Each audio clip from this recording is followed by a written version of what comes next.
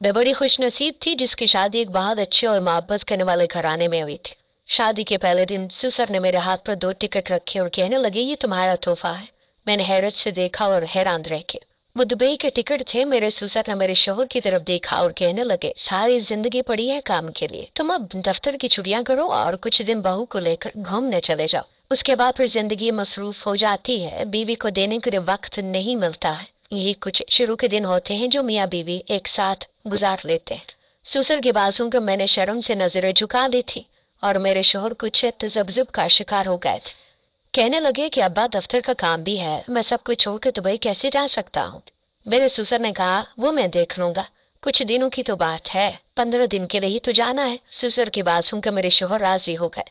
मेरे सास ससुर और मेरे 2 देवर अलग घर में रहा करते थे और मुझे और मेरे शोहर को शादी पर यह घर मिला था। मेरे ससुर का मानना था कि हर किसी को अपनी जिंदगी अपने ढंग से जीने का हक है, इसीलिए उन्होंने शादी के वक्त भी मेरे शोहर को अलहदा कर दिया था और बाकी 2 बेटों के बंगले भी वो खरीद चुके थे। उनकी शादियां करके वो उन्हें भी अलग करने वाले थे। देखा जाता तो मेरी शादी एक बहुत ही खुली जहनीत वाले घराने में हुई थी जहाँ हर कोई दूसरे की प्राइवेसी का ख्याल रखता था। मैं खुशी सी हवाओं में उड़ रही थी क्योंकि मैं तो कभी शहर से बाहर भी नहीं गई थी, ना ही हम इतने अमीर थे। वो तो किस्मत से मेरा रिश्ता इस घराने में हो गया था।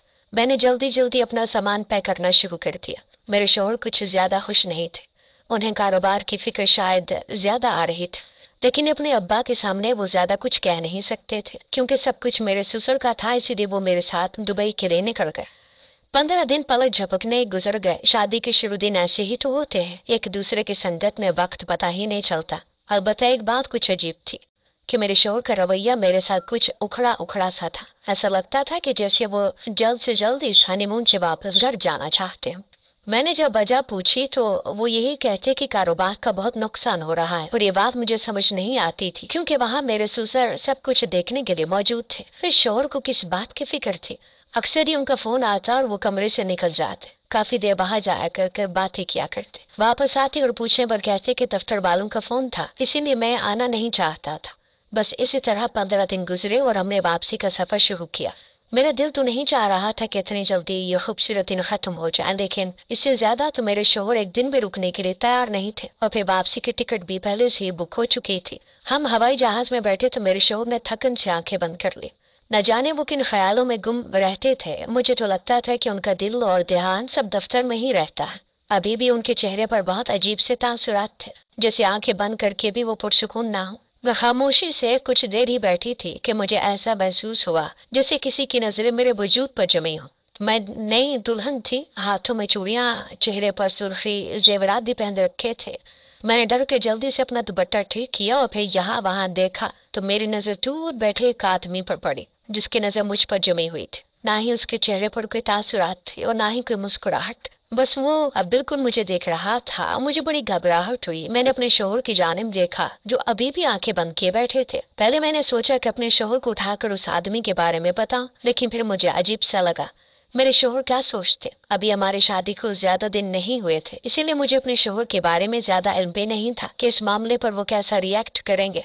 मुझे झगड़े फसाद से डर लगता था और मुझे डर था कि कहीं वो उससे झगड़ा करने ना चले जाएं। मैंने खुद ही ये सोच के नजरें फेर ली कि थोड़ा सा ही तो सफर है, उसके बाद वो अपने रास्ते और मैं अपने रास्ते। लेकिन फिर भी मुझे सारा रास्ता ऐसे ही लगा जैसे वो मुझे घूरता रहा।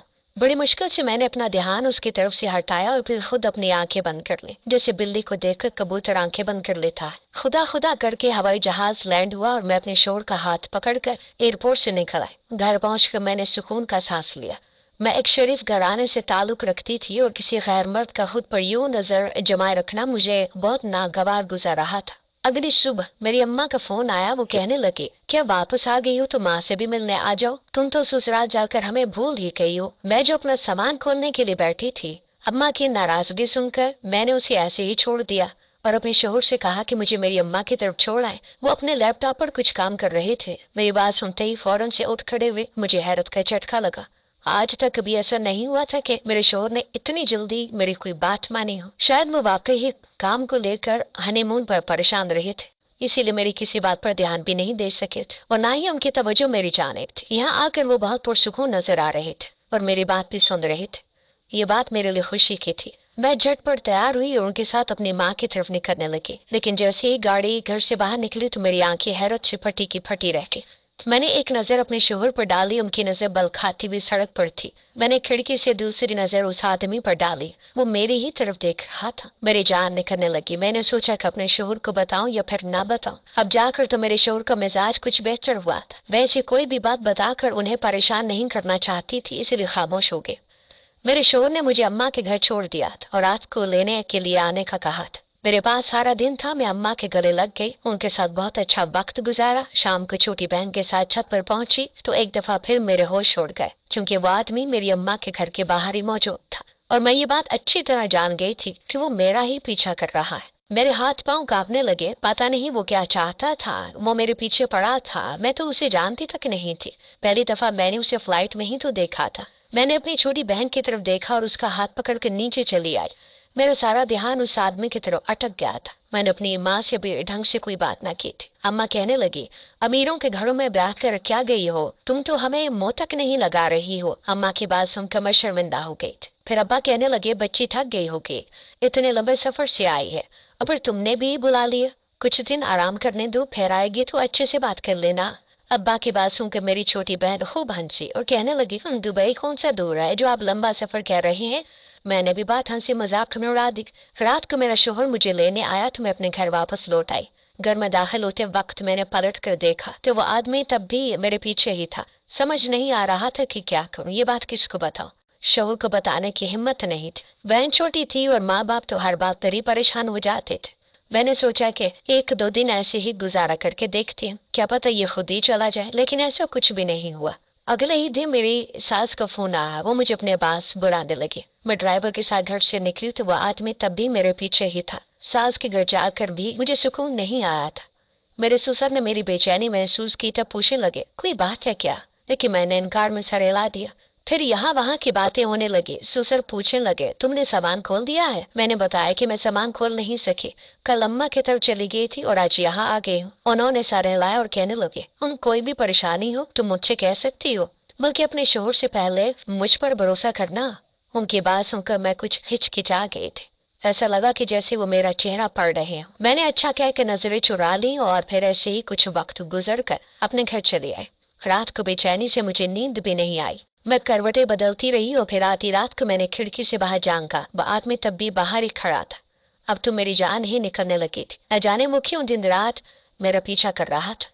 मैं सोच रही थी कि इस मसले का हल क्या निकालो कि इतने में मेरा शोहर उठकर मेरे पास आया और कहने लगा, तुम इतनी रात को यहाँ क्यों खड़ी हो। मुझे लगा कि अब इस मसले का यही हल है कि मैं अपने शोहर को सारी हकीकत बता दूं। मुझे डर भी लग रहा था, लेकिन कहीं न कहीं दिल में ये बात भी थी कि मेरा शोहर ही मेरा मुहाफिज है और ऐसी किसी भी मुसीबत से वही मुझे निकाल सकता है। मैंने अपने शोहर को फ्लाइट से लेकर अब तक की सारी बात बताई तो वो एकदम ही गुस्सा हो गया और कहने लगा, यकीनन तुमने ही कुछ ऐसा किया होगा कि वो आदमी तुम्हारे पीछे यहाँ तक चला आया है। वो दिन रात घर के दरवाजे पर खड़ा है। शोहर की बात सुनकर मेरा कदमों तले से जमीन निकल गई। बजाय उसके कि वो मेरी मुश्किल समझता, मेरी मदद करता, वो मुझे ये कसूरवार ठहरा रहा था। मैंने इनकार में सर हिलाया और अपने शोहर से कहा, ऐसा कुछ भी नहीं है, आप गलत समझ रहे हैं। मेरा शोहर तंजिया हंसा और कहने लगा, मैंने तो अब्बा को पहले ही कहा था कि इतने गरीब घर की लड़की लाने की क्या जरूरत है। थोड़ा सा पैसा क्या देखेगी, पागल होने लगेगी। और देखो मेरी बात सच साबित होगी। तुम्हें पैसे वाला शोहर मिला तो पुराने आशिक को भी साथ लगा लिया। तुम हो ही बदजात। मैं तो पहले ही तुम्हें जान गया था, लेकिन ये अब्बा थे जो तुम्हारे घर वालों को शरीफ समझ रहे थे। अपने शोहर के ख्यालात जानकर मैं दंग रह गई। मुझे यकीन न आया कि वो मेरे बारे में ऐसा भी सोच सकते हैं। क्या इसीलिए वो मुझे खिंचे खिंचे से थे। क्या ये शादी उनकी मर्जी के खिलाफ हुई थी। मेरा शोहर मुझे बातें सुनाकर वापस जाकर सो गया था, पर मैं सर पकड़ कर बैठ गई थी। मेरी आंखों से आंसू बहने लगे थे। ये क्या मुसीबत आ गई थी। मैंने सोचा भी नहीं था कि शादी के कुछ ही दिनों बाद मुझे अपने शोहर का ऐसा रूप देखने को मिलेगा। जब कुछ समझ न आया तो मैं जाय नमाज बिछा कर बैठ गई और खुदा से दुआ मांगने लगी कि अल्लाह सब कुछ ठीक कर दे। यहाँ तो बात मेरा घर उजड़ने पर आ गई थी। मैंने सोचा भी नहीं था कि ऐसा कुछ हो जाएगा। वह आदमी कौन था, क्यों मेरे पीछे पड़ा था, मैं नहीं जानती थी, लेकिन उसकी वजह से मेरी जिंदगी जरूर उजड़ सकती थी। मैं रो रो कर खुदा से दुआ मांगने लगी कि मेरी जिंदगी में सब कुछ ठीक हो जाए। मेरे अम्मा अब्बा कोई सदमा बर्दाश्त नहीं कर सकते थे। बड़ी मुश्किल से मेरा इतनी अच्छी जगह रिश्ता हुआ था। मुझे क्या मालूम था कि रिश्ता मेरे साथ ससुर की मर्जी से हुआ है और मेरे शोहर हसन की मर्जी शामिल नहीं। कम अज कम हसन के रवैये से तो ऐसे ही लग रहा था जैसे वो इस शादी से खुश नहीं थे। अगली सुबह वो उठकर बिना बात किए दफ्तर के लिए निकल गए थे। मैं सारा दिन बिन पानी की मछली की तरह तड़पती रही। शाम को वो वापस आए तब भी कोई बात ना की। खुद ही मेरा सामान खोल कर न जाने क्या कुछ तलाश करने लगे। मैंने जानना चाहा तो मुझे धकेल दिया और कहने लगे दूर हट जाओ, मेरा सारा सामान उन्होंने ही बखेरा है। मैं तो सामान खोलना ही भूल गई थी। वैसे भी ये मुख्तसर सा ही तो सामान था, इसलिए मुझे इसमें से किसी भी चीज की जरूरत नहीं पड़ी थी। मैंने बस अम्मा के घर जाते हुए अपनी बहन को तोहफा निकाला, बाकी किसी चीज को छेड़ा भी नहीं था। सारा सामान फैलाने के बाद मेरे शोर गुस्से से घर से निकल गए। ऐसा लग रहा था कि जैसे उन्हें मेरे किरदार पर शक हो गया और वो कोई ऐसी चीज तलाश करना चाहते हो जिसके जरिए वो मुझे अपनी जिंदगी से हमेशा के लिए निकाल सके। लेकिन मेरे पास ऐसी कोई भी चीज नहीं थी। मेरा किसी से भी कोई ताल्लुक नहीं था और ना ही माजी में कभी रहा था। फिर काफी देर बाद मेरे शोहर वापस आए। उनका मिजाज तब भी ठीक नहीं था। मैं अपने कमरे की खिड़की में मौजूद थी। मैंने उन्हें गाड़ी से उतरकर घर में दाखिल होते देखा था। जिस अंदाज में हसन ने गाड़ी का दरवाजा बंद किया था, ऐसा लग रहा था जैसे वो हर चीज को तहस नहस कर देंगे। शायद मैंने अनजाने में कुछ ऐसा कर दिया था जिससे उनकी अना को बहुत ठेस पहुंची थी। कुछ देर मैंने कमरे में इंतजार किया, लेकिन मेरे शोहर ऊपर ना आए। वो नीचे लॉन्ज में ही रुक कर रह गए थे। मैं परेशानी के आलम में खिड़की पर पहुंची तो मेरी जान निकल गई।